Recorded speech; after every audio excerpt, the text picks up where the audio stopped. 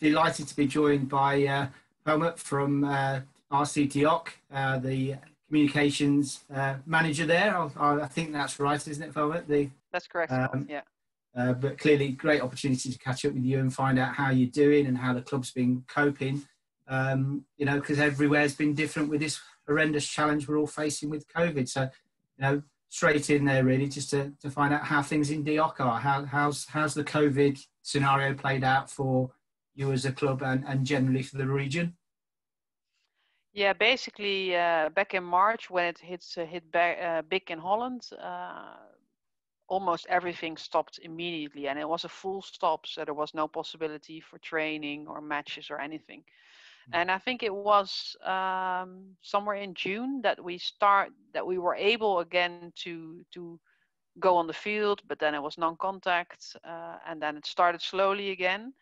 And actually, everyone was practicing quite well again this September. Until last Monday, we heard again that we have to scale down because the numbers of COVID are on the rise in Holland. And there is, for example, no public allowed anymore at any match, not a youth match, but also not professional matches. Okay, and are you playing games against other teams, or is it still into club training? Have you actually got some matches lined up? I think the youth is now starting up the competition. Okay. And the adults have already started. They had their first match last week, and their second match will be this Saturday. Oh, well, that's a bit further ahead than we are. Obviously, all our minis and juniors are just getting back into training and just allowed to start doing non-contact and keeping there. But they've been told definitely no matches. There's no leagues until after Christmas for a lot of the junior rugby teams out there. Yeah, exactly. That's all. We're very grateful for the fact that we can still play the sports. It is sad, of course, that you can't have any spectators because that's what brings in the money for the club, of course. And I think the thing is for anybody out there, the actual situation you have in Leiden is amazing. You're right in the heart of the community. You've got an amazing clubhouse and fields also connected to the sports complex as well. How much of a part in the local community has that been, really, I guess, as a blessing for everyone getting through this COVID challenge? Yeah, I think especially for our members, it has been really a beacon.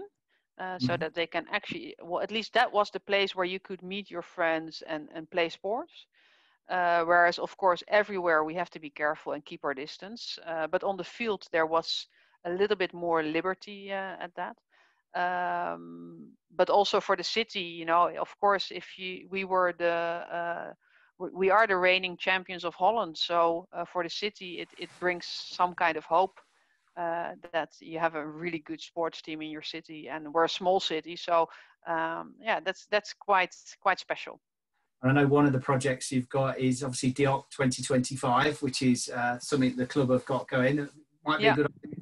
Can you tell me a bit about that? We really have the aim to get our club better and better. And we actually made a plan. I think we started in 2018 already with the plan. And the original plan was until 23, but we extended it to 25.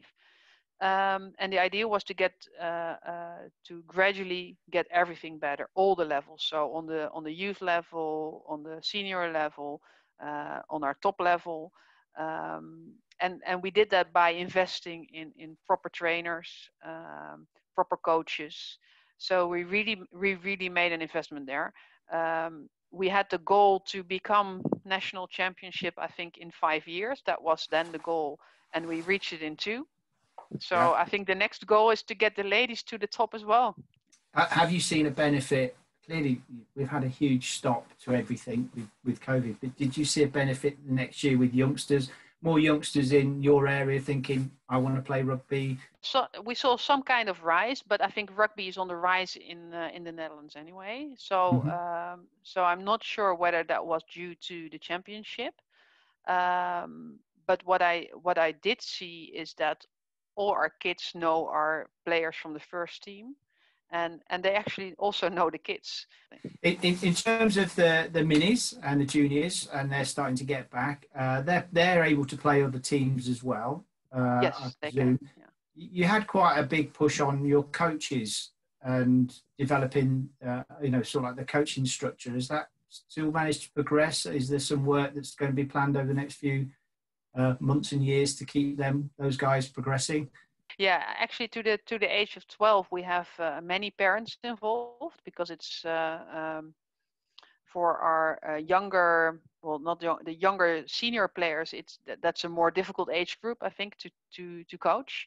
So there's a lot of parents there involved, and the development is ongoing there. So they are being trained on the spot, but also with courses and all those kinds of things.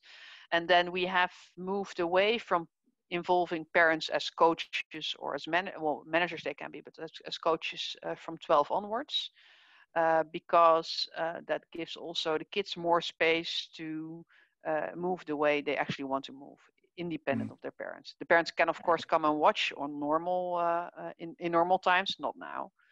Now they have to drop them off at the field and then go do shopping or something. Yeah. Well, again, it allows that youngster to develop without the pressure of exactly pressure, and have more role models, because those are older, well, the young senior players that are growing into the first team, of course. So while coaching, they also learn a lot of skills. From our side, it's lovely to see and catch up with you, and really hope that things progress. I think we're all in for a few ups and downs with what we can and cannot do, and crowds in, crowds out. But I know the resilience you've shown as a club and as a group of people will keep rugby on the map in Holland, but especially in DIOK, and you'll go from strength to strength. Yes. Lovely to see you. Thank you. Send our best wishes to everyone at DIOK and your family, your lovely family, and hope we get to see you soon, either here or, of course, over there in Leiden. So thank you for your time today. Thank you so much. Also, thank you for your time, and it was really nice chatting to you. And yeah, let's keep on in contact.